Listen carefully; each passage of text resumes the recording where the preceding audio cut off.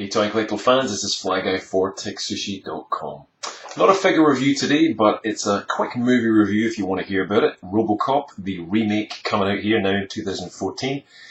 If you're old enough like me and you've seen the original trilogy of Robocop movies, particularly the first one, it's a classic.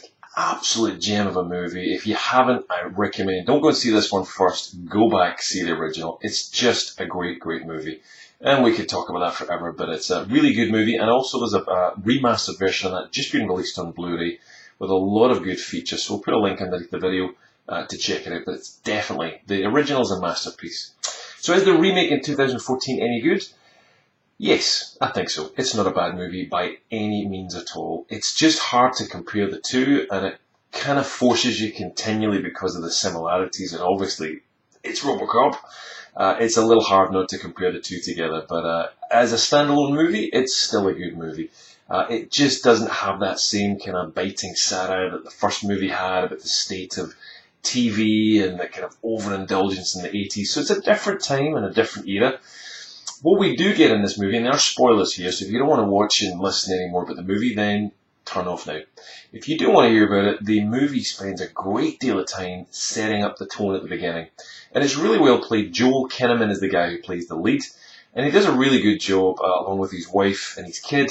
And they do a great kind of setup, basically, of how the character comes to be. There's a really quite a shocking sequence where he begins to realise what he actually is after an explosion, and what's left of him is literally the head, his lungs, and one hand, not even an arm.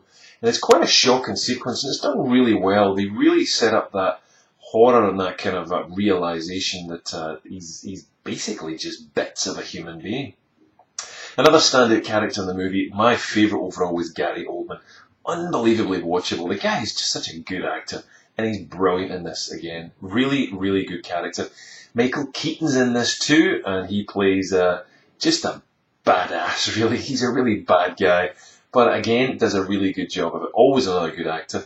And another great actor who's in it, who plays a kind of weird role. He's basically a news commentator who runs throughout the entire story, weaving in and out, and that's Samuel L. Jackson, playing Novak, a kind of news broadcaster as such, with a very opinionated TV show. Again, totally watchable. It's Sam Jackson after all. Really good show, really good movie, lots of great special effects. At the very beginning we get to see a little snippet of Ed 209, and this is a toy here. We'll be giving a review of this on the channel, but you get to see at the beginning of the movie, Robocop starts off in his classic silver, and then further on in the movie, Michael Keaton basically says, make him more tactical, let's make him black, and he turns into the black version we get to see. So, a couple of versions of Robocop, and the suits are great, the effects are great. We do get to see Ed 209 basically revamped in a new style, and there's a fair bit of sequence of him, or lots of him at the beginning and towards the end, but not quite used in the same kind of comic effect as the first movie with the 20 seconds to comply, if you know what I'm talking about. It's just a great movie. I could go on and on forever. The ending is a little, it's not bad, it's a little dry. I don't want to spoil it too much, but it's a good movie. It's definitely setting up, I think, a bit of a franchise. Don't know quite where they could go with it from now on, but glad to see Gary Oldman still in there, and Sam Jackson. It's a stunning cast, and I have to say, had they not had Michael Keaton, Sam Jackson, and Gary Oldman in it, I'd have been thinking this is going to be a little bit shaky. So well done for attracting some major talent to the movie, and I think that's going to help it bankroll and come out to doing well on top of the kind of stakes of sequels and so forth. So the movie opened here in Australia, I think it was February 4th to February 5th. It opens up stateside on February the 12th, and lots of other countries. So I'll put a link underneath as well to the countries, the times and the dates at which the movie opens up in your country. And it opens up pretty much everywhere pretty quickly. There's no major delays. The special effects of Robocop look fantastic. The toys so far have been crap. We'll give you a review of this figure, and we'll get you a look at this stuff there. For example, as a little toy you light up, and that's the toys so far not great. Although definitely keep an eye out. We put something up on our Facebook page and Google Plus for 30, a well-known company who makes some stunning stuff, and they've got some very cool versions of Ed 209 and the Robocop Tactical and the original silver version. So there are some cool toys coming.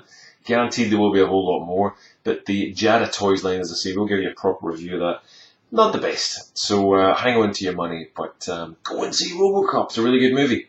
Let us know what you think. If you've seen it, if you want to go and see it, what you've heard, leave a comment below. Let us know. If you like these movie reviews or not, let us know. Either way, comments and feedback are welcome. That's it. We'll see you for this Robocop review coming up next. See you.